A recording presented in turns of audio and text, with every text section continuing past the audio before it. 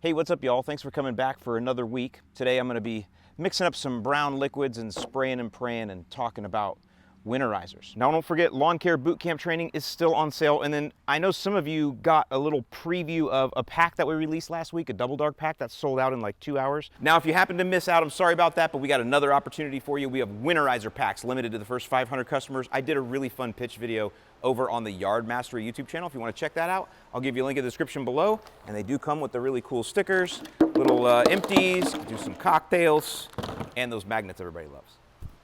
All right, so what I have here are my fall biostimulants. I have aerate, liquid aeration. We got humic, fulvic in here, dives into the soil, creates space, and then we're gonna chase that down with 12% humic acid here, which is a chelator, which is gonna help release nutrients from the soil and add carbon. So people ask, can I mix those together? And the answer is absolutely yes. So first thing you gotta do, as you all know, is measure your lawn. Knowing how big your lawn is really the key to doing anything, even buying a lawnmower.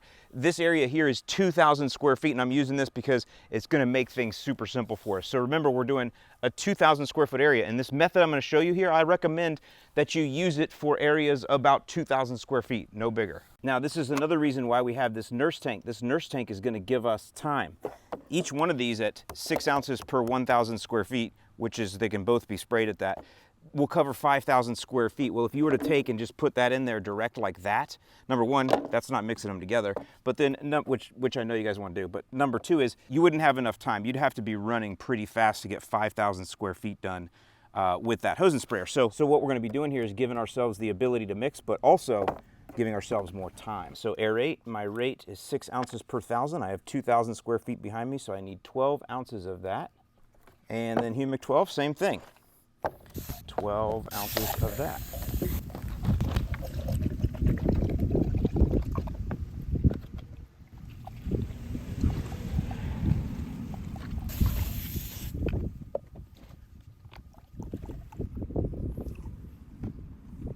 And you can see I'm mixing these both together here.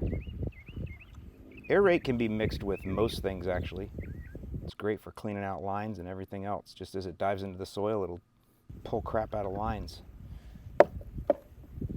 All right, now what we're gonna do is fill the rest with water. So we essentially have, we have 24 ounces of product in here, but this is a 32 ounce tank, so we're gonna top the rest off with water. And what this is doing is this is giving us that extra time that we need.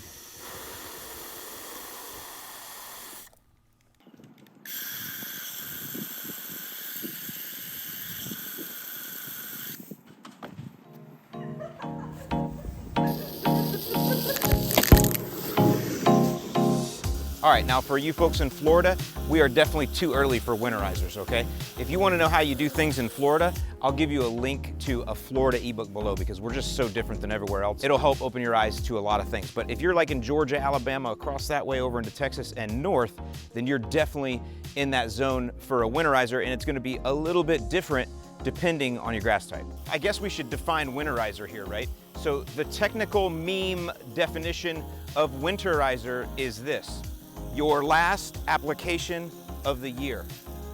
That's the official definition of a winterizer. And when I say last application of the year, that's last fertilizer application of the year. And so for my warm season friends, as long as you're mowing about once every 10 days or so, then you can put down your last application, which I recommend should be something with higher potassium. Potassium is going to help the lawn through stress, and obviously going dormant and going into the winter is a stressful time. Now, the other thing though is, in the south or in areas where we're going to have warm season turf, the soil doesn't typically freeze at all, or it doesn't freeze for a long time. So after that application, you can still continue to apply biostimulants all the way through until the ground freezes way into the fall. In fact, I recommend you do that because as long as the ground is not frozen, the soil is not asleep, and there's still activity going on there, even though the lawn itself may be dormant. So as like a general rule of thumb, just if you have warm season turf, if you're not still mowing, then you should go ahead and skip the fertilizer and just stick with the biostimulants. However, if you are still mowing about once every 10 days right now, then go ahead and apply that high potassium fertilizer and then just water it in with your biostimulants, and again, keep those biostimulants going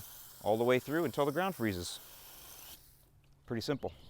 All right, now before we move on to cool season winterizers, did you see how I mentioned the ground freezing? Check this out. The winds will be light out of the west. Now, tonight we are cold in the 30s pretty much everywhere. The exception, places like Aurora could dip. A little over a week ago, over by the suburbs of Chicago, over by Crown Point, Indiana, over by there, they got down to 32 degrees overnight. And some of my friends were thinking that the lawn season was over. So if your soil freezes, you can kind of picture it, right? There's nothing moving. Remember when Han Solo got frozen? It didn't move for a long time.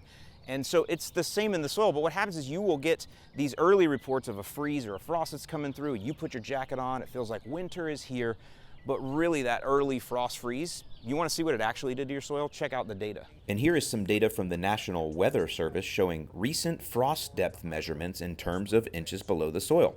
You can see that hard freeze actually didn't penetrate at all. So just like when you were in college, even though you think it went deep, it really didn't penetrate at all. You've got plenty of season left to make a real difference in your lawn. So with cool season lawns, the strategy is exactly the opposite. You're gonna actually put your fertilizer down last and your biostimulants down now. When we do that fertilizer, we want something that's high in nitrogen, and I want you to keep in mind that that nitrogen is not for the lawn to use now, it's for the lawn to use next year in the spring. So you can be the earliest one out the gates, the earliest one getting started, and the earliest one dominating green in your neighborhood. So you can leave these granules sitting in the bag inside your garage all winter, or you can spread them out on the lawn so they're sitting out there ready to go in the spring. What's the difference, huh?